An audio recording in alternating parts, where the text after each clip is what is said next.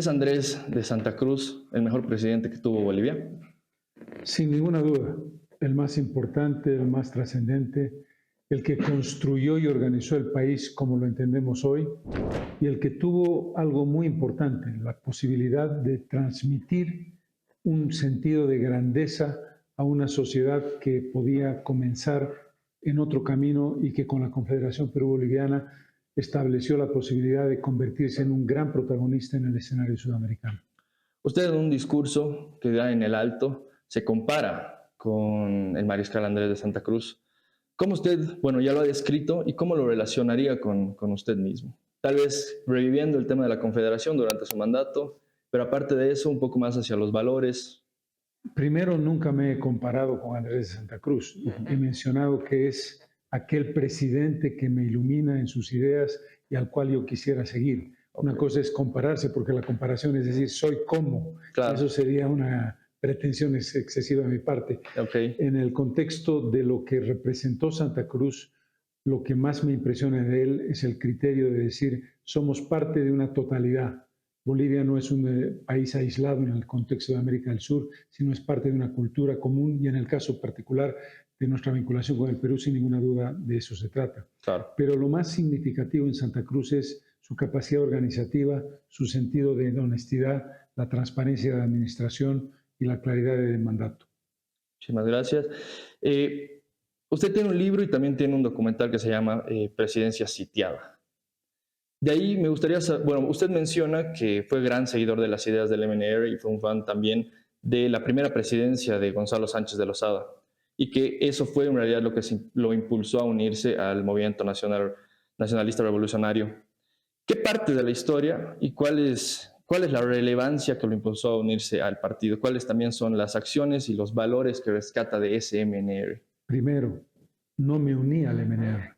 Yo siempre Independiente a fui la un vicepresidencia. candidato independiente, sin militancia partidaria, y cuando me propusieron jurar al MNR, no acepté jurar al MNR porque la lógica era establecer una presencia dentro del gobierno de Gonzalo Sánchez de Lozada Ujú. que estableciera una vinculación con determinados objetivos que había llevado adelante su primer gobierno, pero no como parte del partido. Es una buena Dicho lo aclaración. cual, dicho lo cual, yo creo que es incuestionable decir que el MNR ha sido el partido más importante del siglo XX en Bolivia.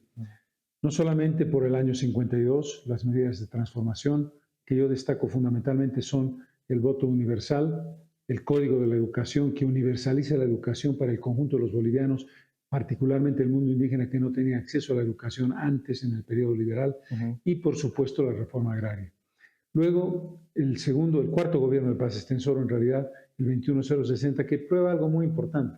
Paz Extensoro ha sido el presidente más significativo del siglo XX porque entendió lo que tenía que hacer en el momento que lo hizo. Es Mm. decir, no fue dogmático, fue pragmático para decir, necesitamos una transformación histórica el 52, necesitamos una recuperación de un país moribundo en el 85. Y en el contexto del gobierno de Sánchez de Lozada, hay una definición de neoliberalismo que me parece insuficiente.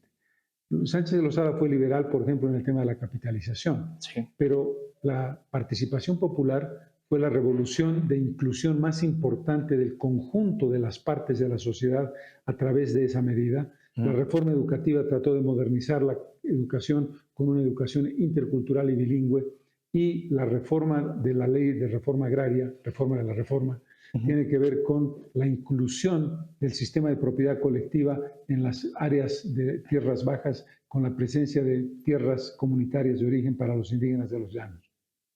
Quisiera un poquito quedarme en el tema de Víctor Paz. Hay una comparación que muchos han hecho del presidente ahora del partido oficialista y lo comparan con Siles Suazo en el momento de la hiperinflación. Yo no quiero compararlo con él, sino me gustaría compararlo con Celso Torelio, quien estaba antes de Vildoso, quien mandó a la vuelta a la democracia, ¿no? Y que tenía una particular característica que era el negacionismo. Entonces yo quería saber si usted podría comparar a Luis Arce en este caso con Hernán Siles Suazo, con Torelio y al que venga, tal vez otra vez con Hernán Siles Suazo o con un Víctor Paz Estensoro. Hay que hacer un distingo importante. Ujú. El criterio de comparar a Arce con Siles Suazo es insuficiente porque hay dos versiones, dos visiones en Siles Suazo que son aparentemente contradictorias, pero que son importantísimas. Siles Suazo es el gestor de la democracia en Bolivia, del respeto a los derechos humanos, del respeto a la libertad de expresión, del respeto a la libertad política y al pluralismo, que nos dejó como herencia extraordinaria y positiva. Y en ese contexto es imposible compararlo con Arce, porque lo que Arce está haciendo es un control férreo de los tres poderes, de los cuatro poderes del Estado, está vulnerando los derechos de la Asamblea Legislativa Plurinacional, está estableciendo un vínculo espurio y un vínculo de ilegalidad e inconstitucionalidad de respaldo a los magistrados autoprorrogados, ha convertido al Tribunal Constitucional en un instrumento, en una institución de persecución de los opositores y por lo tanto hay una diferencia abismal entre Siles Suazo, demócrata, y Arce, que no respeta la democracia. Claro. Ahora bien, en el tema del negacionismo, Siles Suazo no negó que había una crisis económica. No, Celso Torrelio. Celso Torrelio es un personaje menor, es un personaje, es un presidente de transición que en realidad forma parte de la línea de los gobiernos dictatoriales de peor factura, sobre todo de García Mesa. Claro. Lo que pasa con Torrelio es que se desata la crisis económica con la flotación del dólar que no se había dado hasta ese momento. Claro. Pero en el caso de Arce, niega que haya una crisis económica, y a diferencia de Siles Suazo, que fracasa en el intento de resolver la crisis reconociendo que la hay por una política de gradualismo económico equivocada, el presidente Arce no tiene ninguna política. Claro. Niega que existe la crisis, no modifica su línea sobre el tema de la subvención de hidrocarburos, no resuelve el tema del dólar, no resuelve el tema de la inflación. Por lo tanto, son dos elementos y dos personas totalmente distintas. Totalmente distintas, perfecto. Saltando un poquito también hacia su experiencia, si pudiera volver en el tiempo usted y darse un consejo, ¿cuál sería? Y me interesan tres momentos claves, creo que dentro de su experiencia como político. Primero, antes de aceptar la vicepresidencia de Goni. El segundo, cuando el Congreso rechazó su primera renuncia como presidente. Y tercero, las negociaciones tal vez de unidad que surgieron en el 2020 antes de las elecciones. Sobre el primer punto que tiene que ver con la aceptación de la vicepresidencia, el concepto de error fue creer que el MNR todavía tenía aire como partido principal de la historia del país para llevar adelante un proceso de crisis, de resolución de crisis político-económica por la recesión que se había heredado de Banzer y de Quiroga. Claro. Ese fue un error. Lo que había que plantear era una renovación completa de liderazgo y completa de estructura política. Pero eso lo ves ahora. En el momento en que acepté la candidatura a la vicepresidencia tenía que ver con el hecho de que consideré que Sánchez de Lozada, por la experiencia que tenía, podía resolver el tema de la recesión, pero había una cantidad de negativos en su contra que hizo inviable esa posibilidad. Perfecto. Con relación al segundo punto que tiene que ver con la renuncia, la aceptación de la renuncia, ahí el error mío fue no construir un partido político que respaldara lo que yo planteaba ya como un presidente con una gran aceptación de la opinión pública y en el tema específico decirles, saben señores, para que yo acepte el pedido de retirar mi renuncia del Congreso, o sea, el Congreso me pidió que yo retire mi renuncia y yo digo, ok, yo acepté sobre un compromiso que no se concretó. Entonces lo que yo había dicho es, ustedes aprueban mi proyecto de ley de hidrocarburos o yo mantengo mi renuncia. Porque yo dije, acepto el acuerdo porque creo en su palabra. En política hay que tener las seguridades absolutamente cerradas. Y en el tercer punto, el 2020 no hubo un problema de quiebre o de no negociación. Ahí hubo una candidatura que rompió la unidad de mi voto a partir de una situación personal de éxito circunstancial. Cuando tú tienes una intención de voto del 25% y el segundo tiene una intención de voto del 12 o 13%, ¿por qué razón el que tiene una intención de voto del 25% debería ceder su candidatura al otro? La lógica es, tú te tienes que sumar a mí. Entonces, el concepto de negociación para la unidad se construye a partir de una diferencia muy pequeña o a partir de una posibilidad de cualquiera de los dos de ser presidente. Lo que pasó es que Luis Fernando Camacho entendió equivocadamente su intención de voto con un agravante. Su intención de voto era 90% en Santa Cruz y en el resto del país nos llevaba al 10%. Por lo tanto, estaba claro que sus posibilidades de ser presidente eran cero. El claro. contexto es muy diferente a que tú tengas posibilidades equivalentes y puedas negociar en igualdad de condiciones. Perfecto. Hay una frase que yo no estoy seguro si usted la dice, pero que la rescato mucho de lo que acaba de mencionar, más que nada cuando el Consejo rechaza eh, su primera renuncia, y es: sin estructura orgánica no puedes gobernar. ¿La dijo usted? No, no la dije en esos términos, pero efectivamente un elemento clave es lo que he dicho muchas veces: uno no puede gobernar simplemente soportado o sujetado por las encuestas y por el éxito de tu intención Ujú. personal o de tu proyección personal como líder Caudillo. político. No como caudillo, Ok, porque el respeto de la gente era porque creía que yo era un buen presidente, que tenía una actitud correcta desde el punto de vista económico, como que resolví una grave crisis económica claro. que fue revertida, y eso se recuerda poco por las crisis que viví. Pero lo que está claro en la pregunta, y creo que es correcto, es decir, solo flotando en las encuestas no puedes gobernar, necesitas una estructura política organizada, y yo tuve la oportunidad de hacerlo en las elecciones municipales de diciembre de 2004 y no lo hice Mm. porque confundí el término de la neutralidad de un gobierno de transición hacia una política de una asamblea constituyente en la que el gobierno no pusiera una posición, lo cual fue un error. Claro. Uno tiene que plantear un proyecto histórico en la asamblea constituyente. Aprovechamos de hacer una pausa para promocionar el link que está en la descripción de este episodio y bajo todas nuestras redes sociales. En este link vas a encontrar dos opciones. La primera es regalos, donde dejándonos tu mail y tu nombre vas a tener acceso a una carpeta en Drive llena de libros que nosotros utilizamos para hacer investigación y además la metodología que utilizamos para sacar cada episodio.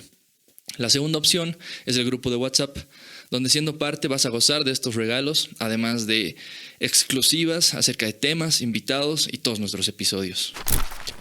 Pasando un poco a su experiencia como comunicador, igual durante su mandato, usted ha sufrido alguna campaña de desprestigio por parte de la prensa cruceña, más que nada, en especial Red Onitel. Yo quería preguntarle qué tan veraz es que los medios de comunicación son el quinto poder. Y ahora que estamos envueltos en un ambiente tan mediático, más que nada en el ámbito social, ¿qué es lo que debería saber el joven y la población en general al momento de ver, leer o escuchar noticias? Los medios de comunicación han jugado un rol muy relevante en la historia del país, como en la historia del conjunto de la humanidad, sobre todo en un periodo democrático.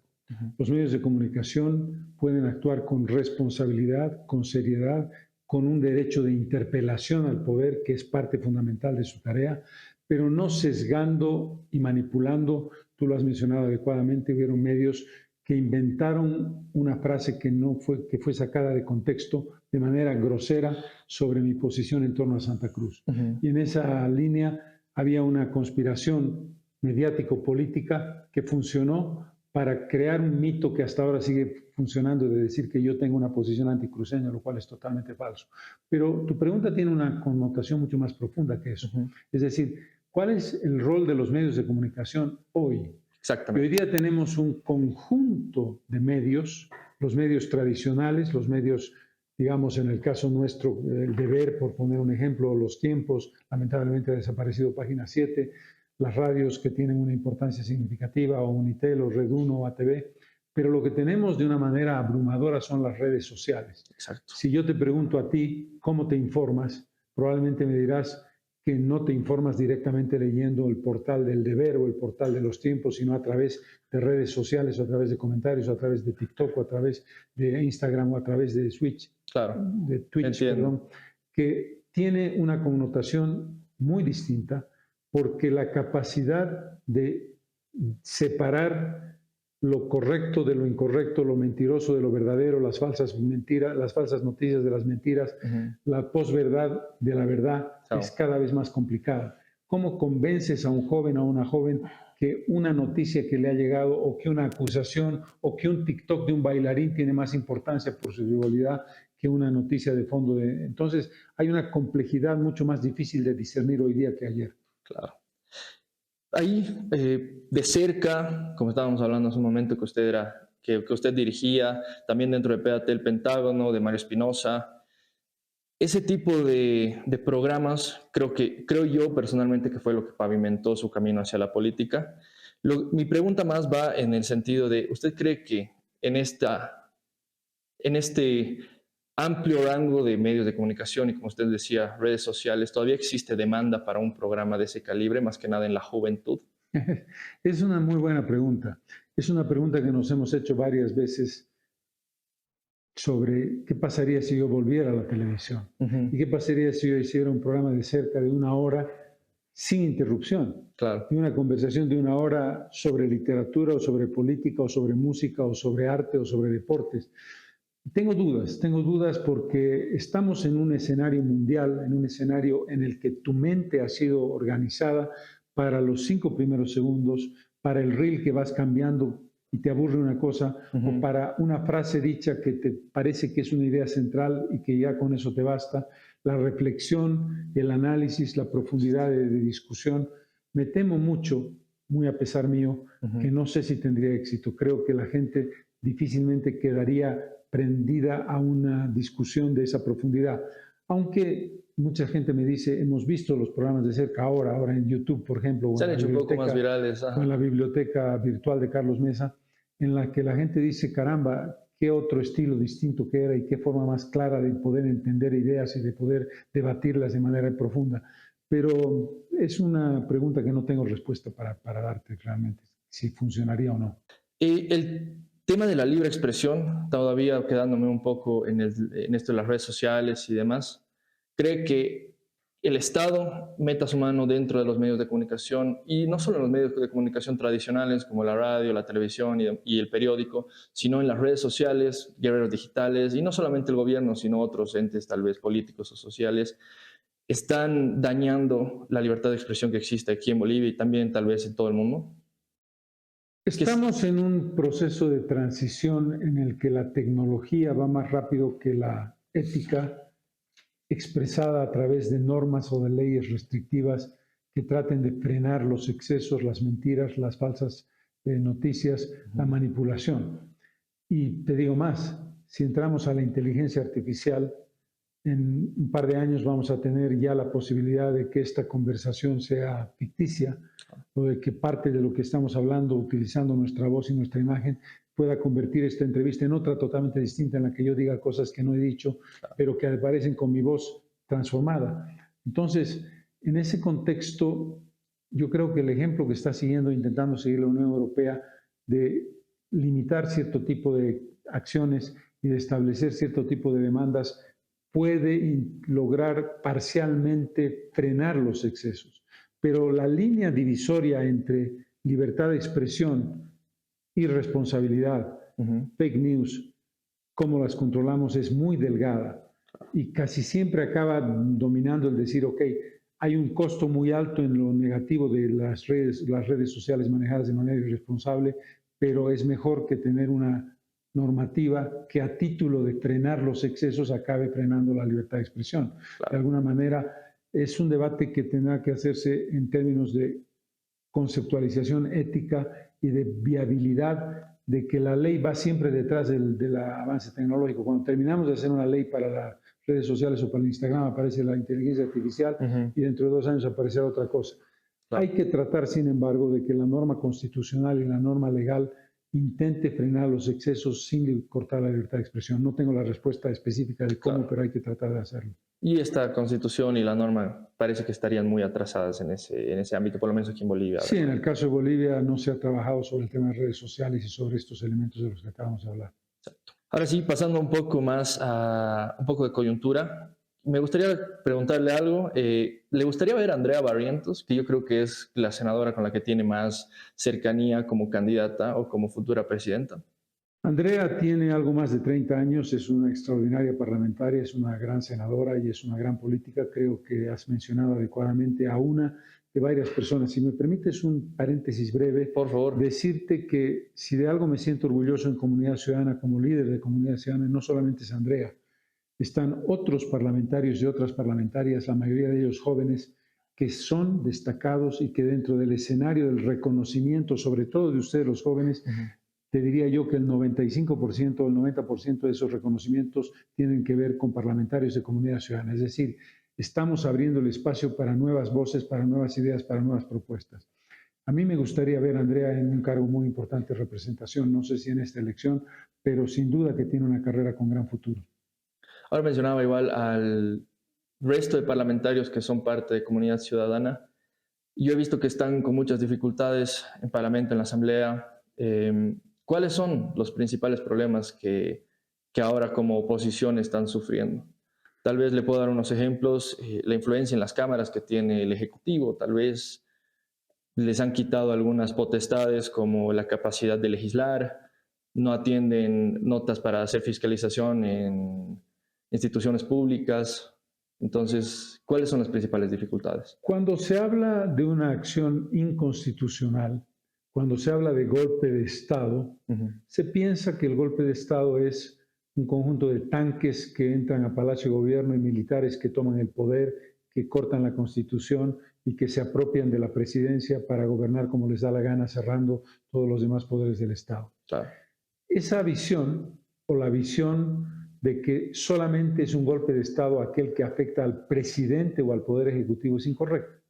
Un golpe de Estado lo da un poder a otro poder.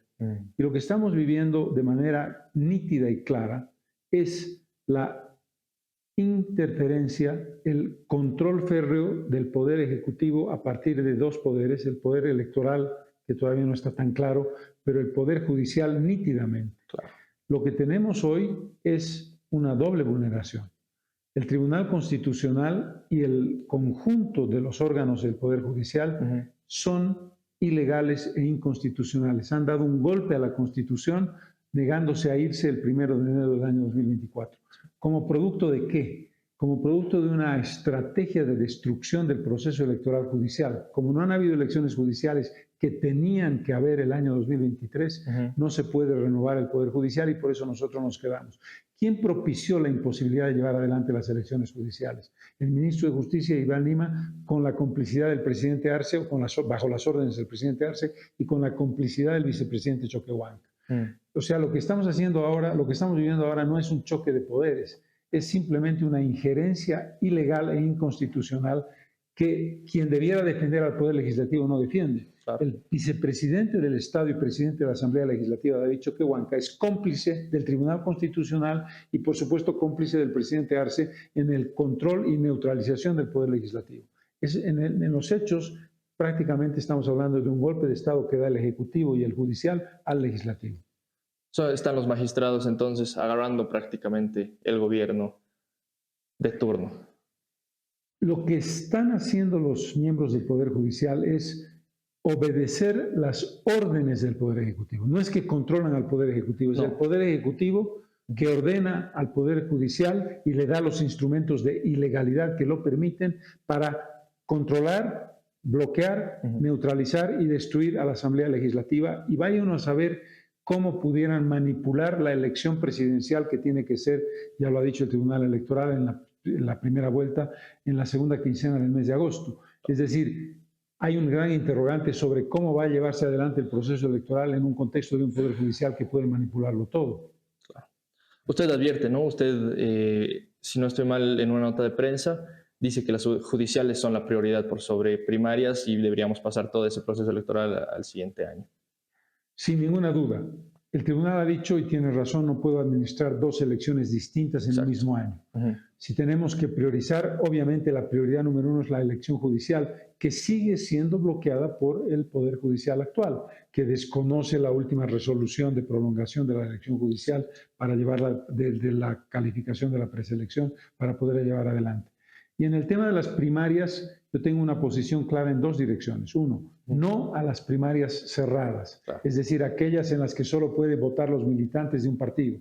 Sí a las primarias abiertas en las que tú y cualquiera de nosotros puede votar por cualquier candidato sin ningún tipo de restricción. Esos son los dos elementos claves que nosotros planteamos. Interesante. Tengo una última pregunta. Sería, usted ha tenido prácticamente 3 profesiones. Ha sido comunicador, ha sido historiador y después le ha tocado ser político. ¿Cuál de las 3? Y brevemente, ¿por qué se la recomendaría a los jóvenes? No has mencionado mi única carrera, la única que he terminado. Yo soy egresado de la carrera de literatura. De la UNSA, ¿verdad? De la Universidad Mayor de San Andrés. Tiene razón. He trabajado en términos de crítica literaria, pero no he dedicado mi vida a la literatura en términos creativos, salvo una novela que se llama Soliloquio del Conquistador, que publiqué en el año 2014. He sido historiador por influencia de mis padres, he trabajado en el libro más importante de historia, el más difundido de historia más que el más importante, junto a ellos, lo cual me enorgullece profundamente, y he sido comunicador. Y además también he tenido el privilegio de fundar la Cinemateca Boliviana. Yo heredé de mi padre una imagen que para mí era clave y que, aunque parezca una tontería, creo que vale para hoy. Él me dijo, lo que tú tienes que aspirar, Carlos, es a emular, a seguir lo que hacían los hombres y mujeres del Renacimiento, de la época de Leonardo da Vinci, de Miguel Ángel, de Rafael. Leonardo da Vinci sobre todo. Leonardo era pintor, inventor, el hombre universal. El hombre universal, el humanista que se interesa por todos los temas. Para mí la curiosidad ilimitada sobre todo aquello que me parecía interesante, y todo es interesante, me condujo a hacer cosas que nunca hubiera pensado hacer en mi vida. Yo recomendaría que tú o cualquiera de los jóvenes incline su vida profesional al estudio de algo que le guste de manera particular, pero que no crea, porque eso puede ser una ingenuidad, que es eso lo que va a hacer una vez que salga profesional. La vida te ofrece posibilidades muy diversas y sobre todo hoy, ante el desafío de competencia tan brutal que ustedes tienen que enfrentar, que nosotros no teníamos que enfrentar, la posibilidad de conseguir trabajo, la posibilidad de conseguir un espacio de reconocimiento, el decir, necesitas experiencia, pero no te la doy, ¿cómo la vas a conseguir? Claro. Te plantea el desafío del abanico, desde chef de cocina hasta cineasta, pasando por futbolista, siguiendo por ingeniero electrónico, siguiendo por informático, es decir, a estar abierto con la preparación y el conocimiento, siempre listo para absorber como una esponja todo aquello que te llegue.